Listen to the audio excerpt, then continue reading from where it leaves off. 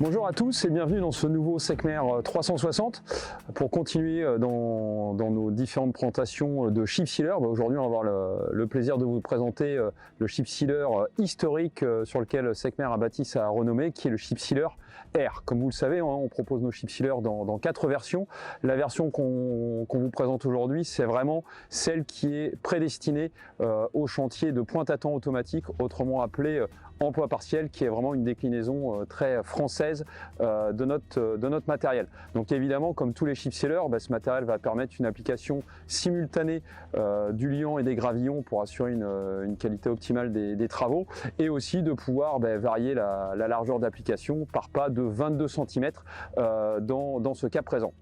Donc je l'ai dit, Seckmer, on a bâti notre renommée sur ce produit-là, qui, pour rappel, est né dans les années 80, en 1983 pour être précis, où Seckmer a inventé le premier pointe à temps automatique qui a vraiment professionnaliser en fait le monde de la maintenance préventive du réseau routier. Alors pourquoi est-ce que ça l'a professionnalisé? 3 aspects majeurs. Le premier aspect qui est tout simplement déjà garantir et améliorer en fait la qualité des travaux, puisqu'en fait on est capable d'avoir des dosages qui sont parfaitement maîtrisés puisque l'application est mécanisée et en plus informatisée. Ça, c'est un aspect.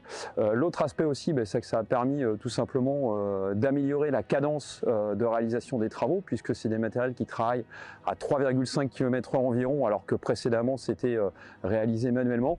Et enfin, faut quand même pas l'oublier, ça a permis de réduire énormément la pénibilité des opérateurs qui préalablement manipulaient tous les matériaux à la main pour pouvoir faire les fameux emplois partiels. Voilà, donc écoutez, je vais vous maintenant présenter le produit dans son ensemble.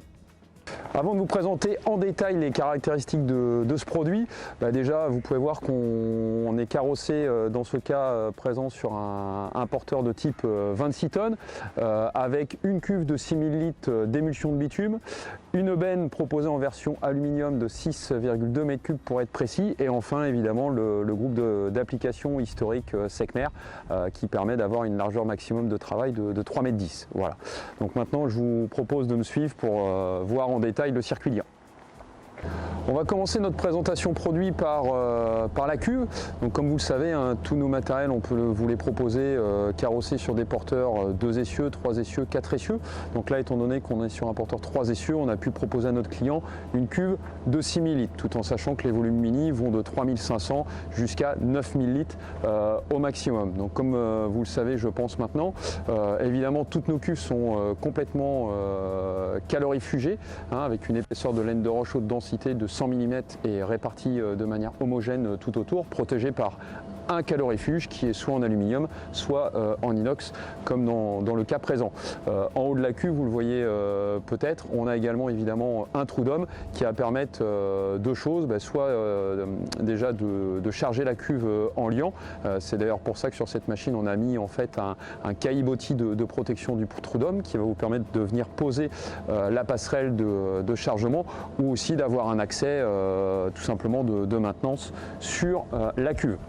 Donc bien souvent ces matériels qu'on appelle familièrement PATA sont utilisés avant tout avec de l'émulsion de bitume. Donc ça veut dire que le système de chauffe vraiment privilégié par nos clients, c'est un système de chauffe direct avec un brûleur automatique. Ça va permettre d'apporter un maximum de calories sans pénaliser la charge utile. Et évidemment, on a possibilité d'avoir une régulation, et on a une régulation automatique de l'émulsion de bitume, où là on va venir régler la température souhaitée et automatiquement le brûleur va démarrer et s'éteindre au besoin. Associé et attenant à la cuve, évidemment on retrouve le circuit liant qui est composé de 3 éléments principaux. On a derrière cette diffusion la pompe à liant, qui est l'organe principal. Entre la cuve et la pompe à liant, on a également le filtre qui va permettre tout simplement de s'assurer qu'on ne va pas venir obstruer les jets avec par exemple des particules de polymère, ou aussi tout corps étranger.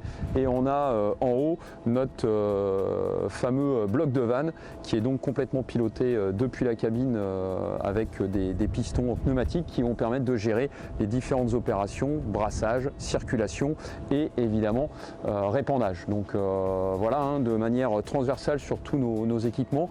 Maintenant le circuit liant est vraiment identique et permet d'avoir l'ensemble des vannes accessibles depuis le sol, et vous avez également les deux raccords qui vont permettre de venir charger et dépoter le contenu de la cuve.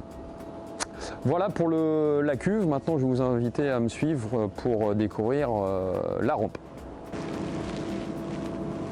On est donc au niveau de la rampe arrière du chip sealer, rampe là aussi historique. Alors déjà un petit nota en ce qui concerne sa forme en V. Hein. Pourquoi est-ce qu'il y a la forme en V? Ça c'est souvent une question qui nous est posée. Eh bien c'est tout simplement pour pouvoir suivre la forme du diffuseur à gravillon et ainsi avoir un parfait recouvrement lors des phases de démarrage et d'arrêt. Une fois que ça c'est dit, en ce qui concerne la rampe, elle est donc constituée de 3 corps. On a donc le corps central qui va occuper le gabarit du camion, et on va avoir deux petites extensions qui vont permettre tout simplement de venir chercher les 3,10 m de largeur d'application recherchée. L'avantage, comme vous le voyez, on est sur ce qu'on appelle une rampe à genouillère. Ça veut dire qu'en cas de choc, je peux le faire ici, eh bien tout simplement l'extension va pouvoir se replier, et donc en fait on garantit qu'il n'y a pas de dommages au niveau de la rampe. Ensuite on a comme toutes nos rampes des jets qui sont pilotés de manière électro-pneumatique, espacés de 110 mm entre chaque. La rampe est réchauffée, hein, je ne crois pas l'avoir mentionné en ce qui concerne le circuit liant, mais l'ensemble de notre circuit liant, et ça c'est vraiment une de nos particularités, que ce soit la pompe, le filtre, mais aussi la rampe, sont réchauffés par l'intermédiaire d'un fluide caloporteur, où en fait on va venir récupérer les calories du camion pour pouvoir préchauffer le système avant d'envoyer l'émulsion de bitume dans la tuyauterie, ce qui est quand même un plus clairement pour faciliter le démarrage. Donc voilà, on va dire en ce qui concerne les différents éléments de la rampe. Bien évidemment vous pouvez avoir, et vous avez un déport de la rampe qui va permettre de venir suivre l'accotement ou de pouvoir gérer les gyrations.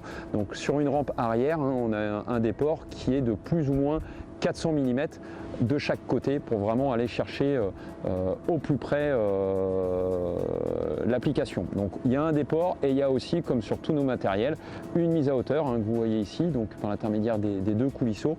Donc on va pouvoir venir gérer individuellement la hauteur de manière à pouvoir gérer et régler en fait la notion de recouvrement que vous connaissez bien, tout en sachant que pour l'application de pointe à temps, ce qui est préconisé, c'est un double recouvrement.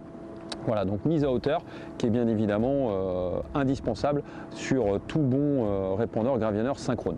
Alors là vous le voyez, on a une option qui est plutôt plébiscitée par nos clients qui nous achètent des chip sealers air, qui est en fait un système de capteur ultrasons qui va permettre tout simplement de garantir et de conserver une hauteur constante de la rampe par rapport au sol, et ainsi vous garantir d'avoir les doubles recouvrements tout au long de votre chantier et de manière automatisée, ce qui va permettre de décharger l'opérateur qui est lui sur la passerelle. Voilà, maintenant on va aller découvrir la benne à gravillon. Après vous avoir présenté le circuit liant, on va maintenant découvrir l'autre partie importante du chip sealer, qui est évidemment toute la partie liée au gravillon, qui commence par une benne. Donc dans le cas d'un chip sealer air, on est donc sur un système de benne traditionnel, hein, benne levante. Alors tout comme pour la cuve, en fonction de la taille du porteur que vous souhaitez, on va être capable de vous proposer différents volumes qui vont aller de 4,5 m3 pour la plus petite jusqu'à 8 m3 pour la plus grosse, tout en sachant que là on est sur une configuration intermédiaire en termes de taille, et donc là notre client bénéficie d'une benne de 6,2 m3 environ. Le choix de notre client s'est porté sur une benne en aluminium, bien évidemment pour des raisons de charge utile, puisque ça nous permet de venir bénéficier d'un bénéfice de l'ordre de 2 à 300 kg en fonction de la taille de benne, ce qui n'est quand même pas négligeable pour des matériels d'application. Également, petite option qui fait cruellement la différence sur le chantier. Derrière cette petite platine, en fait, se cache l'entraînement d'une vis sans fin. En effet, on a dans le fond de la benne une vis sans fin qui va nous permettre de venir conduire et acheminer en fait les gravillons tantôt vers la droite, tantôt vers la gauche de la benne, ce qui va vraiment faire la différence pour tous les chantiers où vous allez être amené à travailler en rive, comme c'est souvent le cas en pointe à temps, ou alors aussi dès lors que vous allez avoir du dévers, eh bien la vis va automatiquement acheminer les gravillons du côté dont vous avez besoin. Ensuite, associé à la benne, on a bien évidemment le gravillonneur traditionnel Secmer, avec un rouleau distributeur d'une taille de 220 mm qui va permettre de venir gérer une alimentation régulière en gravillon et de manière à les acheminer vers le système de gravillonnage constitué d'une bavette et d'une contre-bavette. Donc évidemment, tout comme la rampe, on a des éléments qui sont dépliables de manière à sortir du gabarit camion de 2,50 m pour aller chercher les 3,10 m de largeur d'application maximale. Tout comme la rampe, on a donc le gravillonneur qui est décomposé par des trappes qui sont associées pour chacune d'entre elles à 2 jets et qui va permettre de gérer des applications par pas de 22 cm comme je vous l'ai dit, de manière complètement indépendante et gérée depuis la passerelle du matériel. Voilà pour les principaux éléments de la partie gravillon. Maintenant, je vais vous parler des options qui sont principalement retenues sur ce chip sealer R. Je vais maintenant vous parler de quelques-unes des grosses options qui sont assez fréquemment retenues avec un chip sealer R. Alors tout d'abord, et tel que c'est le cas dans le matériel qu'on vous présente aujourd'hui, eh bien on peut venir rajouter une deuxième rampe alliant en complément de la rampe arrière. On vient donc positionner une rampe qui se retrouve devant le gravillonneur. Donc dans ce cas, évidemment, elle est pilotée depuis la cabine par le chauffeur, ce qui peut particulièrement être utile pour les applications pleine largeur notamment, que ce soit imprégnation, enduit superficiel d'usure aussi, et pourquoi pas couche d'accrochage. Donc là, dans ce cas-là, notre client est parti sur le modèle télescopique qui peut aller jusqu'à 4,40 m de large, et tout comme la rampe arrière, vous bénéficiez des mêmes fonctionnalités, à savoir une mise à hauteur indépendante gauche-droite de la rampe, une possibilité de déporter la rampe aussi, cette fois-ci de plus ou moins 200 mm de chaque côté, tout en ayant une rampe qui est complètement réchauffée par le fluide caloporteur dont je vous ai parlé tout à l'heure. Voilà, donc ça c'est vraiment une option qu'on retrouve assez souvent sur ce type de matériel. Une autre option, mais que cette fois-ci qui n'a pas été retenue par notre client pour des raisons de poids notamment, c'est un système de compactage du gravillon qu'on retrouve habituellement dans cette zone-là du matériel, et là ça va permettre en application de pointe à temps, donc vraiment sur une application marche arrière d'emploi partiel, ça va permettre de venir automatiquement et en une seule passe mettre en place la mosaïque, ce qui va évidemment sans solliciter de matériel supplémentaire augmenter la qualité de réalisation, et tout ça en un seul passage. Voilà, donc le train de compactage est aussi une des options assez régulièrement retenues. Et ensuite une troisième option, alors là vous voyez qu'on a un système de ce qu'on appelle de casquette de benne qui permet tout simplement lors des opérations de chargement d'aiguiller en fait les gravillons vers la benne et protéger tous les éléments qu'on a du circuit liant.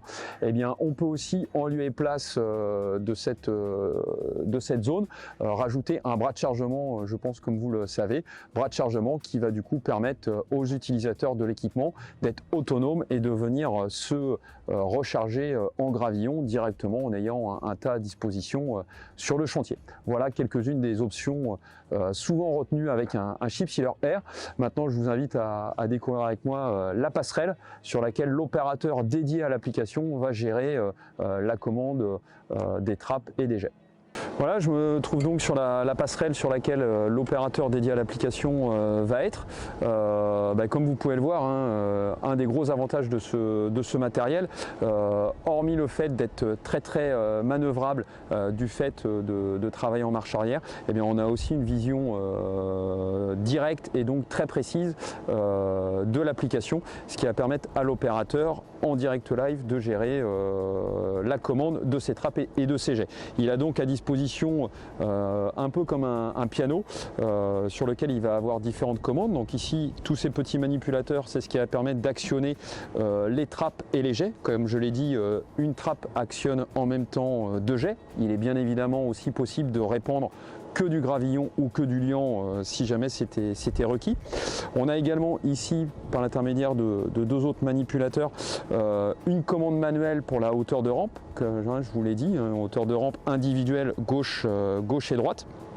On retrouve un autre manipulateur qui va lui permettre de gérer par l'opérateur son déport de rampe et s'il le souhaite, pour se faciliter la vie, il peut dans ce cas présent utiliser les capteurs ultrasons en réglant par l'intermédiaire d'un potentiomètre la garde au sol qui est souhaitée, donc idéalement un double recouvrement comme je vous l'ai dit, et là il va activer sa fonction et automatiquement la machine va venir par rapport au sol conserver le parallélisme par rapport à la route et la garde au sol constante. On retrouve aussi quelques petits instruments complémentaires. Là par exemple on a un interphone qui va permettre de faciliter l'échange avec le chauffeur en cabine, et aussi si jamais c'était nécessaire bien évidemment un arrêt d'urgence. Voilà le pupitre, donc là vous le voyez, hein, une position vraiment confortable et avec une vision directe de la route. Et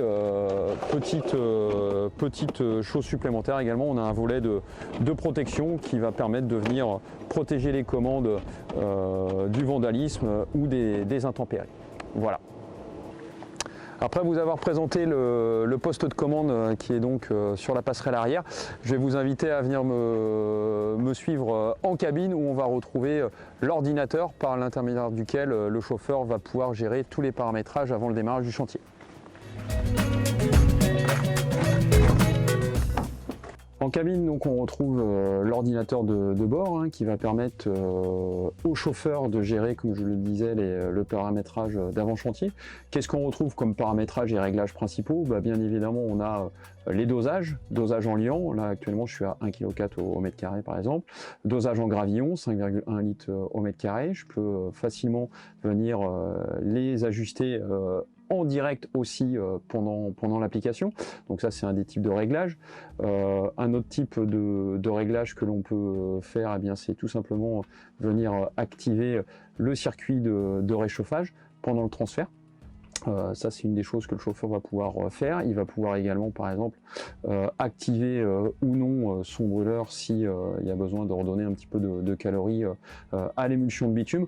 Voilà, donc on a un écran qui se veut assez synthétique, qui va permettre au chauffeur de garder la supervision de ce qui se passe sur le chantier en termes de dosage, tout en laissant la main à l'opérateur en ce qui concerne le choix de la largeur de travail.